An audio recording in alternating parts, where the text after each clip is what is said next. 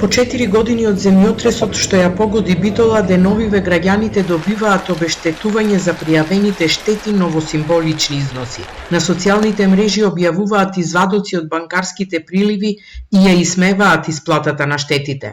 Најниската сума што една битолчанка јавно ја сподели изнесува 54 денари, пошто следуваат суми од 80, 100, 200, 300 денари. Битолчани се револтирани, но и се шегуваат на своја сметка. 120 динари ми дадоја.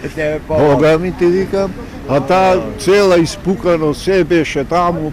И кога гледаме, да беше прават вака поарно ич да му даевме да не пише ја таму. 171 денар.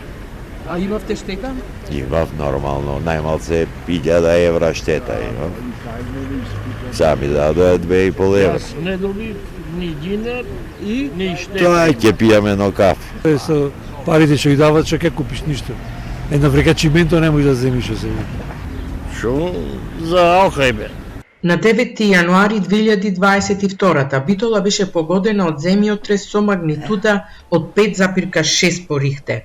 До Комисијата за проценка на штетите беа поднесени над 2400 пријави за оштетувања. Владата во 2024 донесе одлука да се исплатат само 5% од вкупно проценетата штета од околу 600.000 евра за сите битолчани. Но општина Битола започна со исплата дури сега, бидејќи ги комплетирала податоците за оштетените. Средствата се префрлени на наменска сметка на општина Битола на ден 24 декември 2024 година. Доцнењето со исплатата на средствата добиени од владата е поради погрешно доставени податоци на дел од оштетените физички и правни лица, како и поради изгаснати банкарски сметки. Бидејќи исплатата се прави со еден налог за сите 2435 физички и правни лица, истиот не може да се реализира доколку се наведени погрешни податоци.